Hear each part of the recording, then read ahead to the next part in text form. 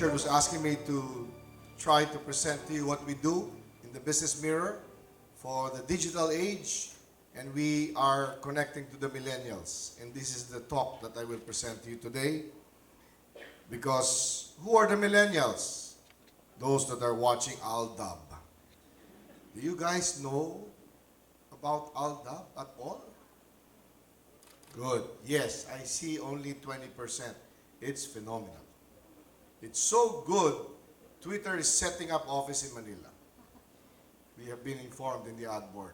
They're going to set up office in Manila because of the almost 40 million tweets last Saturday.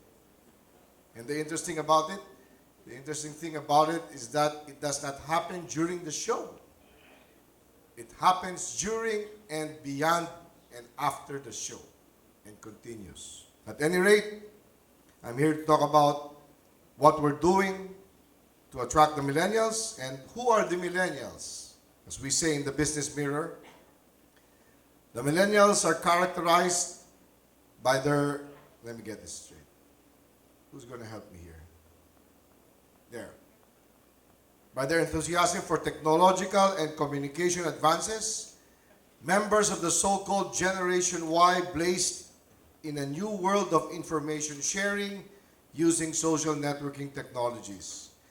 Just as we look into social, economic, and political issues arising from an increasingly networked society in light of technological changes and how they reshape and influence the lives and relationships of a generation who grew up in a hyper-connected world.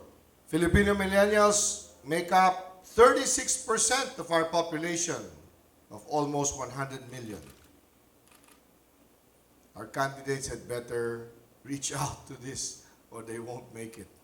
They're going to decide the outcome of next year's presidential elections. Okay? Here we go. What's moving ahead? Hold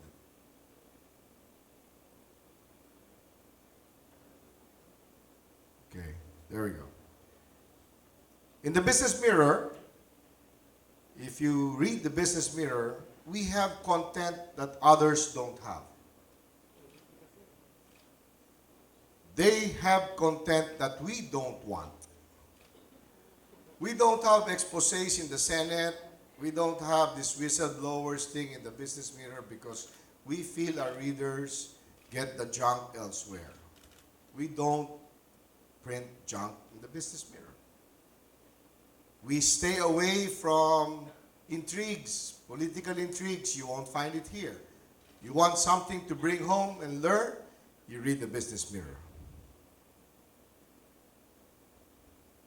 We also have decided, and this is new, we are going to announce at the end of this year a major tie-up with one, and to our mind, the #1 newspaper in the world, the New York Times. This is new, announced last night by my publisher. We're going to print a magazine yearly called Turning Points. And some of you may be familiar with that because it's already being done in the US, in Europe, and for the first time in Asia, in partnership with New York Times and the Business Mirror, we will print Turning Points, which will be out this December. Watch out for that. What is it all about? It's going to give you what happened in the world of business and technology in the past year and their forecast for 2016. So we're going to launch that first in Asia, first in the Philippines. Now, understanding the millennials. Let me get that going. Okay. Our initial concepts of the Filipino millennial came from studies we picked up from the Omnicom Media Group in 2012. The millennials in the Philippines are the highest among 32 markets in expectations and doing good. Can you imagine that?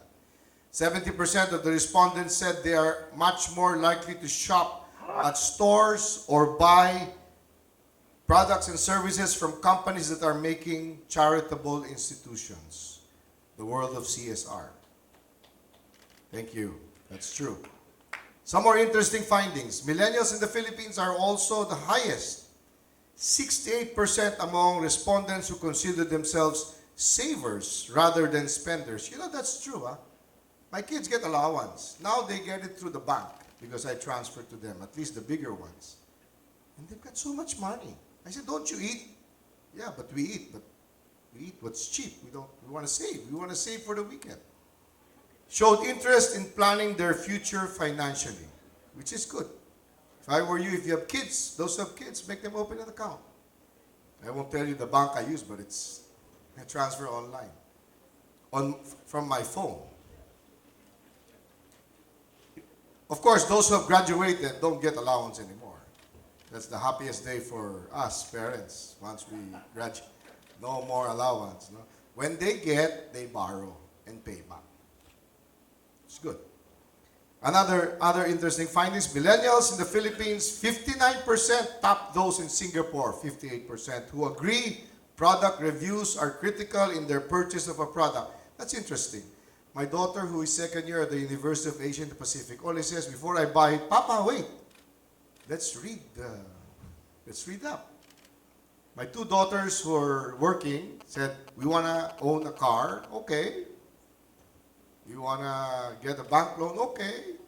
The bank said you have to back them up because they don't have a history yet, right? So we got them a car, and they based it on what they read online. And I won't tell you the brand that they got. But it's not the brand that has sold 49%. Millennials in the Philippines form the biggest number of respondents in Asia, 78%, who are enjoying sharing deals with their friends. You betcha. They're proud. They share it. They tweet about it. Instagram. Number of respondents among 8 Asian countries who are not open to follow brands outside of their favorite brand. Very loyal. Right? There are also the most number of respondents in Asia who said seeing advertisement of their brand after buying it offers reassurance about their choice.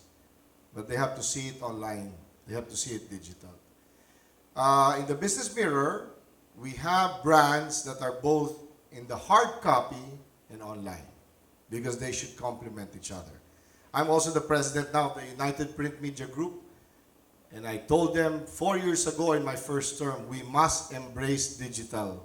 They are our partners. Besides, the newspaper industry is still the highest producer of content in the world today, believe it or not. Collectively producing the most content, which is already used on TV, radio, and digital. But it's still the daily grind of the newspaper that produces this content. But we have to show it in digital. Nielsen report says millennials outpaced the global averages for spending intentions in the first quarter of the year. 2 beliefs. Millennials in the Philippines have something to contribute to society. Millennials in the Philippines should have space to share their stories. Believe me, everybody's rushing to register. Have you all registered already before the deadline of October 31? Who has not? Well, the millennials are lining up.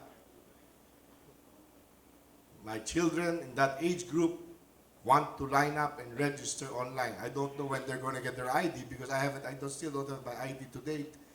But you still have time up to Saturday to register for those who vote in the Philippines.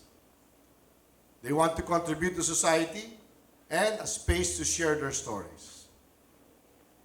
Quickly though, as president, I have to talk about what others are doing as well.